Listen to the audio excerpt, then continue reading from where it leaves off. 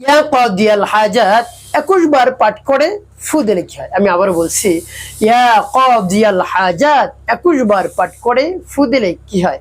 খুবই দামি এবং গুরুত্বপূর্ণ আমলটি। এমনটা আপনি শিখে রাখুন, আপনার কাজে লাগবে। আমলটি কখন কিভাবে করবেন, কোন নিয়মে করবেন, আমলটি করে কিভাবে উপকৃত হবেন আমি বলে দিচ্ছি।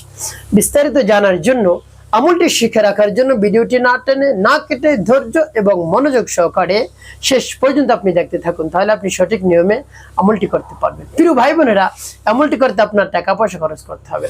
আমলটি করেই আপনি ফলাফল পাবেন, আপনি উপকার পেয়ে যাবেন ইনশাআল্লাহ। যদি বিশ্বাস নিয়ে আমলটি করতে পারেন, মনে ব্যথা বেদনা নিয়ে যদি আপনি আমলটি করতে পারেন, কাজ হয়ে যাবে। প্রিয় ভাই বোনেরা, শুরুতে বলবো কিভাবে আমলটি করবেন, তারপরে বলবো আমলটি করে কিভাবে উপকৃত হবেন। তাহলে চলুন কিভাবে আমলটি করতে হয় জেনে নেওয়া যাক। শুরুতে উত্তম রূপে পবিত্রতা অর্জন করবেন। উত্তম পোশাক পরিধান করে নির্জন একটি জায়গায় কিবলামুখী হয়ে বসবেন।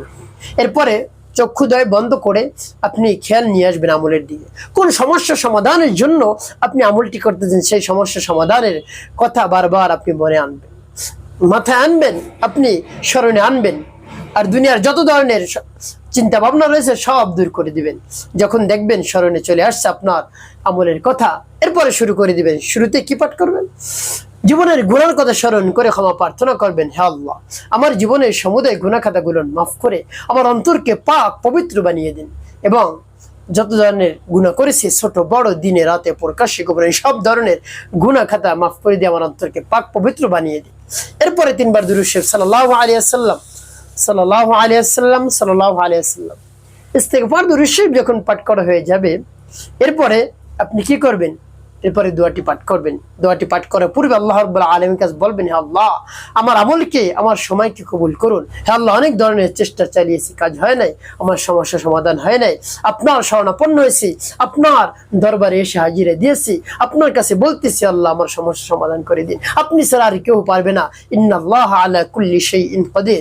আপনি হলেন সর্বশক্তির উৎস, সর্বশক্তিমান। আপনি সকল সমস্যা আপনি সমাধান করে দিন। এভাবে মন খুলে প্রাণ ভরে বিশ্বাস নিয়ে বলবেন। এরপরে সেই দোয়াটি পাঠ করবেন।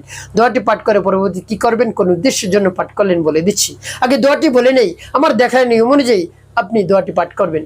বিসমিল্লাহির রহমানির রহিম।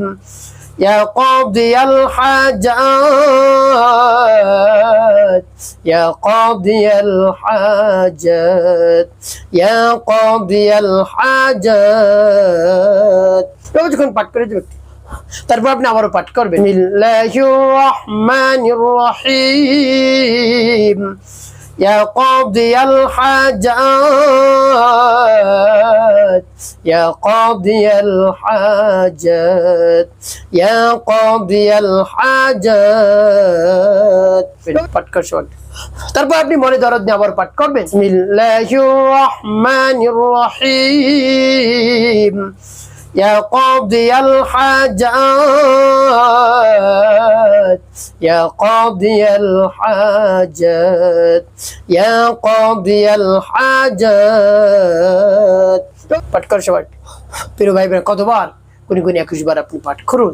এরপরে শেষে 7 বার দুরূদ ইব্রাহিম পাঠ করবেন, নবীজি সাল্লাল্লাহু আলাইহি ওয়াসাল্লাম মুহাব্বত নিয়ে, ভালোবাসা নিয়ে। আল্লাহুম্মা সাল্লি আলা মুহাম্মাদিন ওয়া আলা আলি মুহাম্মাদ কামা সাল্লাইতা আলা ইব্রাহিম ওয়া আলা আলি ইব্রাহিম ইন্নাকা হামিদুম মাজিদ। আল্লাহুম্মা বারিক আলা মুহাম্মাদিন ওয়া আলা আলি মুহাম্মাদ কামা বারাকতা আলা ইব্রাহিম ওয়া আলা আলি ইব্রাহিম ইন্নাকা হামিদুম মাজিদ। আল্লাহুম্মা সাল্লি আলা মুহাম্মাদিন ওয়া আলা আলি মুহাম্মাদ কামা সাল্লাইতা আলা ইব্রাহিম ওয়া আলা আলি ইব্রাহিম ইন্নাকা হামিদুম مجيد اللهم بارك على محمد وعلى ال محمد كما باركت على ابراهيم وعلى ال ابراهيم انك حميد مجيد। এবং যখন দুরূদ ইব্রাহিম পাঠ করা হয়ে যাবে, এরপরে কি করবেন? 2টি ফু দিবেন। প্রিয় ভাই বোন, আপনার আমলটি করা শেষ। কোন উদ্দেশ্যের জন্য আপনি আমলটি করলেন? আপনার যত ধরনের চাওয়া পাওয়া রয়েছে, মনের আশা আকাঙ্ক্ষা রয়েছে, যত ধরনের প্রয়োজন রয়েছে, যত ধরনের ইচ্ছা রয়েছে, ভালোবাসার মানুষ চলে গিয়েছে, স্বামী স্ত্রীর মধ্যে দ্বন্দ্ব, মনোমালিন্য, ঝগড়াঝাটি লেগে রয়েছে, সন্তান অবদ্ধ, টাকা নাই, পয়সা নাই, সম্পদ নাই, সব দিক দিক থেকে বিপদ আর বিপদ, আর সব দিক থেকে ক্ষতি আর ক্ষতি।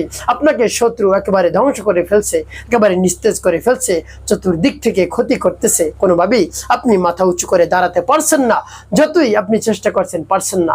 অর্থাৎ চতুর্দিক থেকে আপনার উপর বিপদ। সেই বিপদ থেকে উদ্ধার হওয়ার জন্য আল্লাহ রাব্বুল আলামিনের কাছে বলুন, সকল বিপদ উদ্ধার হয়ে যাবে। সকল বিপদ থেকে আল্লাহ রাব্বুল আলামিন মুক্তি দান করবেন। যত ধরনের চাওয়া রয়েছে, পাওয়া রয়েছে, সেই চাওয়া পাওয়া পূরণ করে দিবেন। মনের ব্যথা বেদনা দূর করে দেবেন ইনশাআল্লাহ। প্রিয় ভাই বোনেরা, বিশ্বাস নিয়ে আমলটি আপনি করুন, দেখবেন কাজ হয়ে যাবে।